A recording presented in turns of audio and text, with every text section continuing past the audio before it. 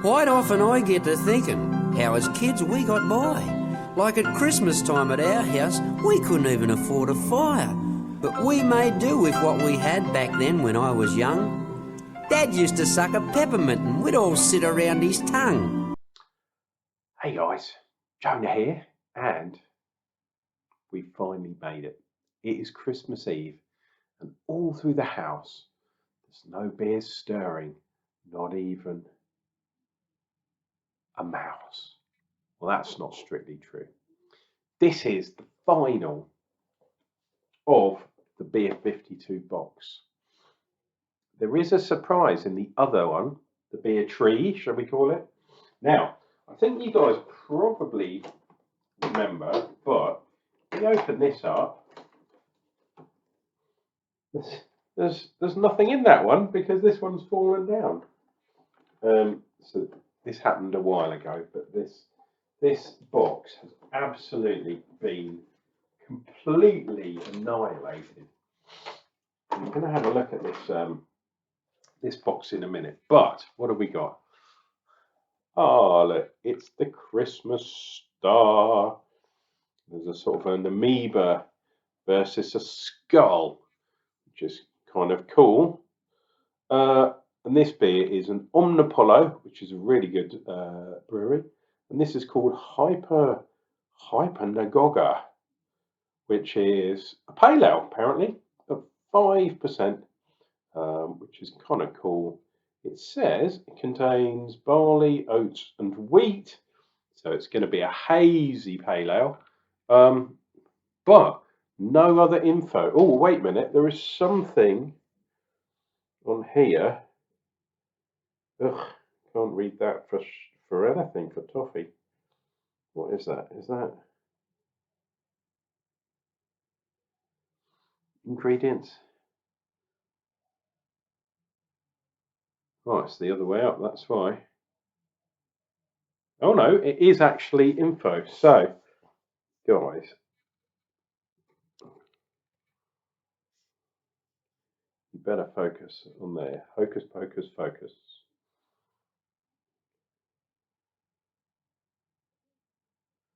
Come on, guys.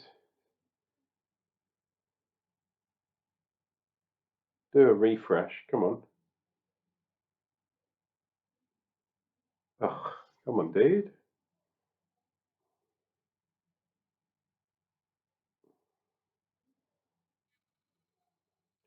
There we go, Jesus. This timeless pale is brewed in celebration of the Hypnagoga book, a weird and wondrous exertion into the mind-expanding art of Carl Grangin, enthusiastically crafted at our church brewery in Sweden, from the Omnipollo.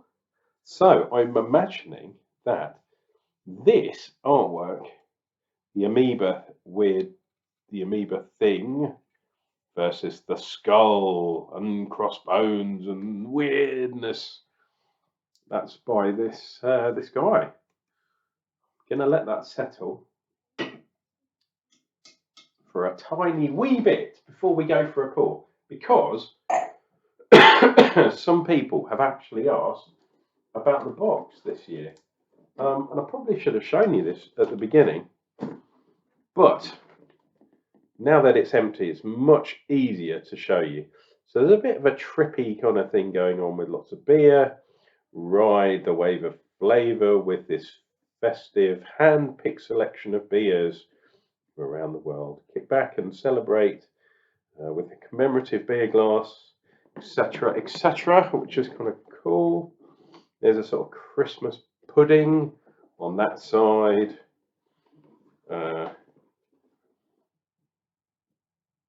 Beer52 24 discovery of beers, and then some more stuff like, looks like something's jizzing in that guy's face, but look, it kind of follows all the way through, which is nice to see. Not too much on the bottom, bit reinforced, and as we saw, this is like literally falling to bits, absolutely wrecked.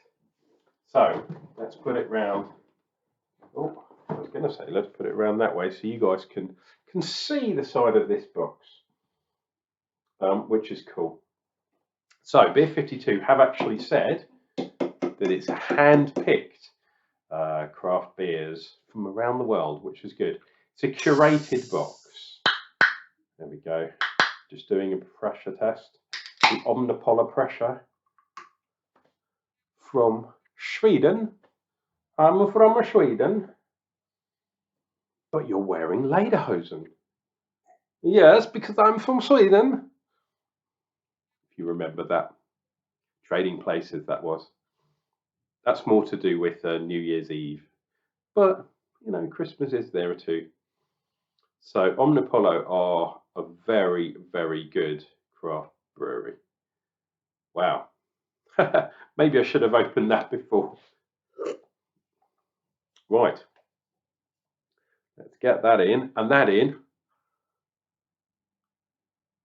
for a ridiculous amount of head. But better having lots of head in the glass than exploding everywhere. I'm going to swirl that a bit. Try and get some of the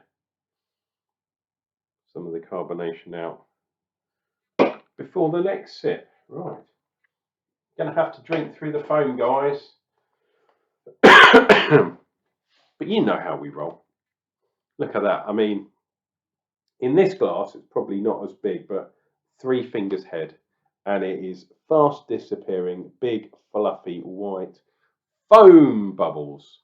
Very much the same as what you might get while using hand soap or something along those lines. There is the Beer52 glass, which is a tiny bit small, as I've said a few times.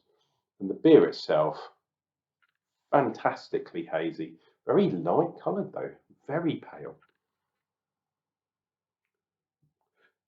And it smells quite sweet, like candied kind of stuff. I've already had a couple of beers tonight.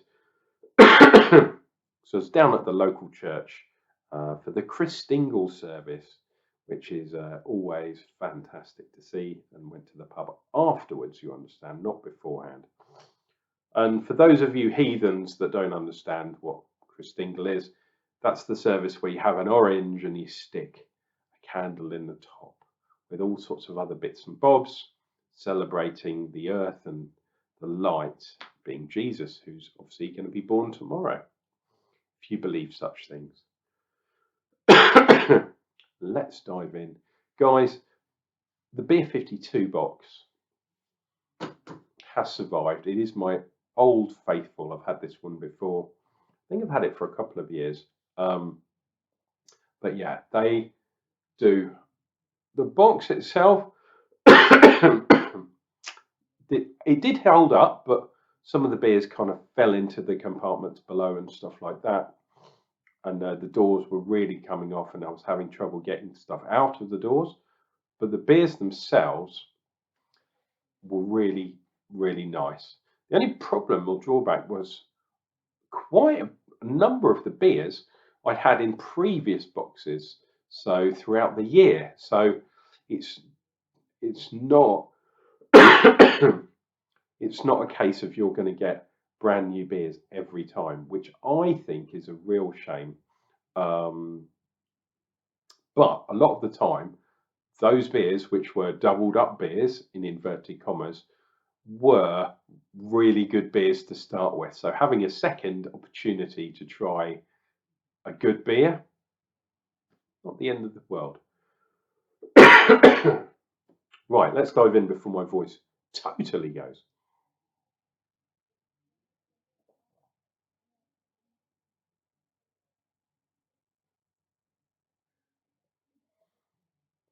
Oh. Oh. So interesting.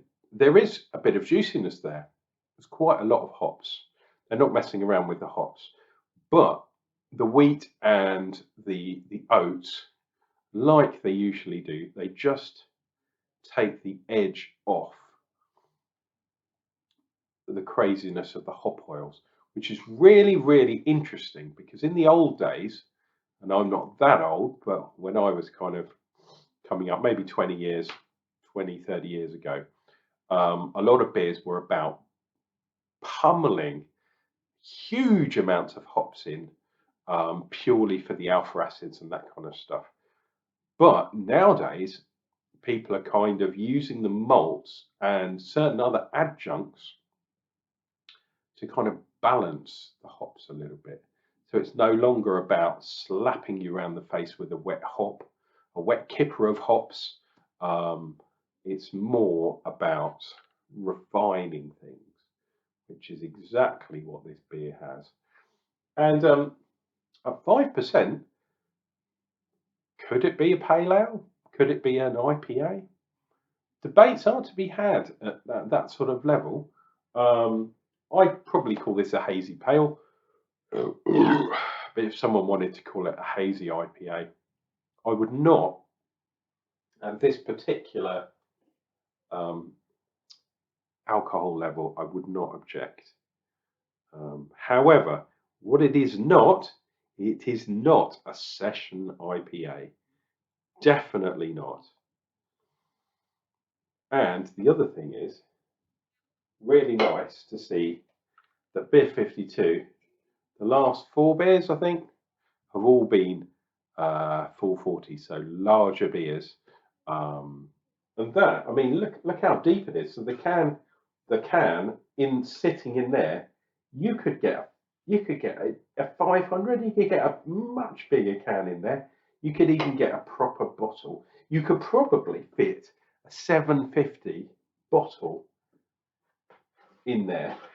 Maybe not diameter wise, but there's a lot of give in what you can put into these boxes. Perhaps for me, maybe it could have been done with a tiny bit thinner, maybe an inch thinner or so. But style over substance, really.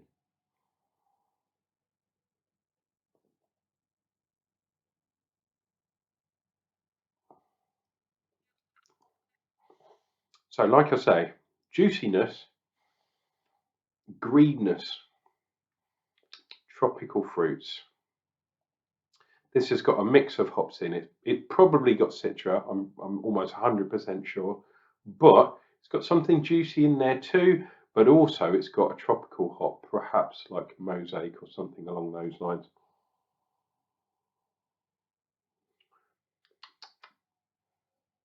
Really, really nice beer. Omnipollo, Sweden.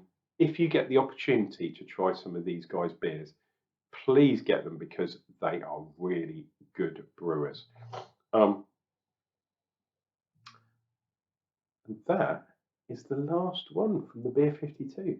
So, dear viewer, it's with a heavy heart that I have to say goodbye to the Beer52 box. It has done me well, and if you have enjoyed beers from Beer52 throughout this Advent season, I think they've done really well this year. Work to be done on the box, perhaps, but the beers themselves, fantastic. Guys, this has been Unclejona. Please click down below, subscribe to the Jonna Nation, because otherwise you might miss some beer reviews, and I wouldn't want you to do that. We're going to be starting maybe doing only one review per night, but there are going to be some stronger ones because I've got some vocation beers to be drunk, and I think there's a new Beer52 box coming towards the end, if not the end of this month, really early next month. And bear in mind, I've still got some beers left from some previous boxes, and the December box, which you probably saw the video on me opening, I haven't even touched any of those beers. What I'm trying to tell you is 2023, there are going to be lots of beers to be drunk and reviewed. And why not join the Jonna Army? We can drink together. And hopefully this cough will be gone in the next few days. So come January, we're going to be on track for the most legendary year of reviews. Guys, cheers and beers. We'll see you real soon.